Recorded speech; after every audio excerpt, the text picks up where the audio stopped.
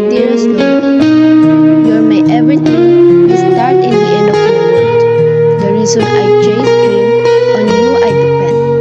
In trials, you're my strength, my guiding star. You inspire me to reach high, no matter how far. I pray to God with a heart so true. Grant Lola long life, that's what I ask of you. Wait for me, Lola, along my journey.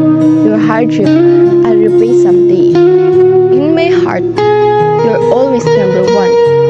A mother in strength, your love shines strong. You raise me with care, so pure and bright. You're my treasure, Lola, my guiding light. From now until forever, it's true. You're my nanay, the light I run to.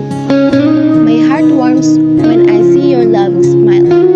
They say I'm lucky to have a Lola so kind like you.